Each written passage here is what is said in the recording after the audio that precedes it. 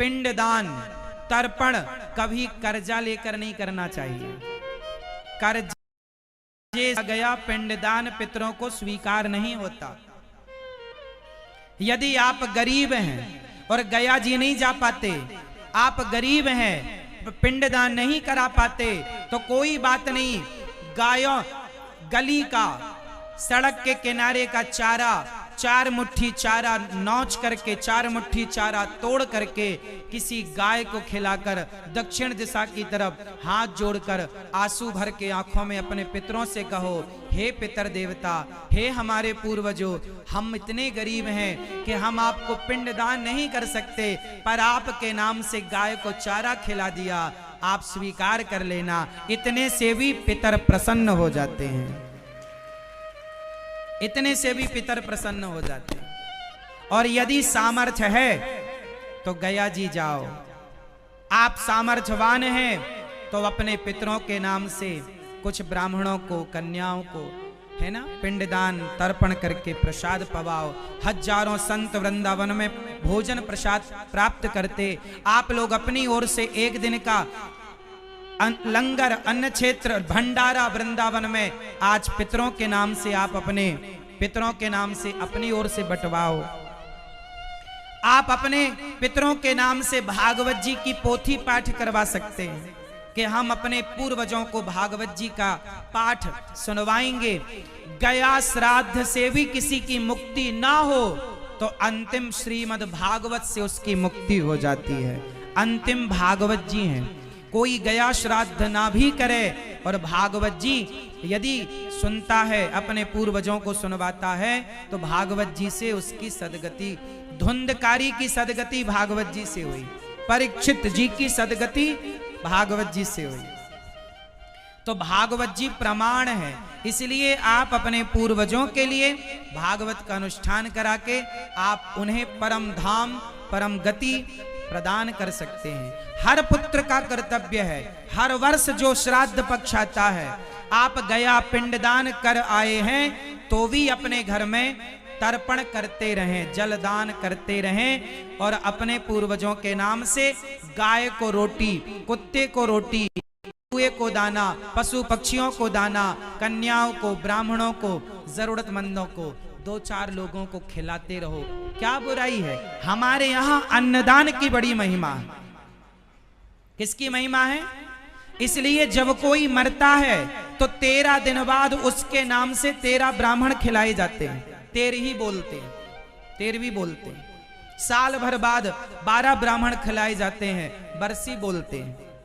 हमारे यहां अन्नदान की महिमा है। आप लोग भी आज संकल्प लो कि अपने पूर्वजों के नाम से या तो भागवत जी की पोथी पाठ कराएंगे या तो आप अपने पूर्वजों के नाम से एक दिन का अन्न क्षेत्र, बट जो भी आपके पूर्वजों की तिथि आए, जैसे आज प्रतिपदा है, द्वितीया, फिर तृतीया, चतुर्थी, इसी किसी तिथि में आपके पूर्वज गए, तो जो भी आपके पूर्वजों की तिथि आए, पिता की, दादा की, उस तिथि पर अन्न क्षेत्र वृंदावन में संतों को बंटवाना, ताकि आपकी रोटी पूर्वजों के नाम की वो वृंदावन में रहने वाले, भजन करने वाले संत खाएंगे तो आपको आशीर्वाद देंगे, निश्चित सदगति होगी। इसलिए आप ये कार्य कर सकते हैं। एक दिन मैया यशोदा ने, आप लोग अपना मोबाइल निकाल के चैनल को सब्सक्राइब किए कि नहीं? आप लोग YouTube पर जाइए, अपना मोबाइल निकाल लीजिए और चैनल को YouTube पर, जो अनिरुद्धाचार्य चैनल है जिस पर आप कथा सुनते हैं, इस चैनल को सब्सक्राइब कर लीजिएगा। आज ये परिवार 1,22,00,000 अभी है, 1,22,86,000 लोगों का परिवार है। इस परिवार को आप और जन जन तक पहुंचा सकते हैं। आप भी इस परिवार से नहीं जुड़े तो अपने आप को जोड़ सकते हैं। अनिरुद्धाचार्य टाइप कीजिए, अनिरुद्धाचार्य टाइप करके चैनल ऐसे खुल के आएगा, सब्सक्राइब कर लीजिए और शेयर कीजिए। ये परिवार आपकी सेवा करने वाला परिवार है, आपके बच्चों को संस्कार देने वाला परिवार है। फटाफट आप चैनल को सब्सक्राइब कर लें ताकि ये परिवार जो है वो सदा के लिए आपकी सेवा करने के लिए तैयार रहे। जब चैनल को सब्सक्राइब करते हैं तो प्रत्येक दिन की कथा का नोटिफिकेशन आपके मोबाइल पर आता है।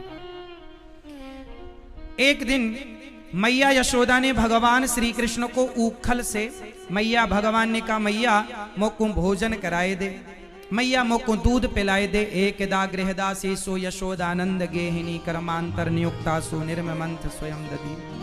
मैया बोली लाला मक्खन खाए ले। मैया मोको माखन ना चाहिए, मोको दूध पीनो है। जिद करने लग गए भगवान दूध की। मैया ने दूध पिलाया। चूल्हे पर दूध चढ़ा था, चूल्हे का दूध निकालने के लिए मैया गईं, और जब चूल्हे का दूध उतारने के लिए मैया गईं तो भगवान ने सारी मटकियों को तोड़ दिया। अब भगवान भागे। मैया बोली दारी के आस्था ने सारी मटकियां तोड़ दी, आज तो को पकड़ के ही रहूंगी। जो भगवान, जो परमात्मा बड़े बड़े ज्ञानी ध्यानी के ध्यान में नहीं आते, उस परमात्मा को लाठी लेकर पकड़ने के लिए दौड़ रही है यशोदा मैया। कितना बड़ा भाग्य है माँ का। मैया यशोदा बड़े प्रेम से भगवान को पकड़ने दौड़ रही, और भगवान जब कृपा करके पकड़ में आए तो मैया ने बांधा ऊखल से 2 अंगुल रस्सी कम पड़ गई। अच्छा, भगवान उन्हीं के बंधन में बंधते हैं जिन पर भगवान कृपा करते हैं। भगवान को आप बांधना, आप में से कितने लोग आप भगवान को प्रेम के बंधन में बांधना चाहते हैं? उठाओ हाथ जो बांधना चाहते हैं। अच्छा बताओ, भगवान तो तैयार हैं प्रेम के बंधन में बंधने को, क्या आप अपने अभिमान को छोड़ने के लिए तैयार हैं? जिसके जीवन में अभिमान होगा भगवान कभी उसके बंधन को स्वीकार नहीं करेंगे। भगवान अभिमानी के पास नहीं होते। आप में से कितने लोग ऐसे हैं जो अभिमानी हैं, जिनके अंदर अभिमान है? वो अपने हाथ उठाकर मुझे कन्फर्म कराएं, किसके पास अभिमान है?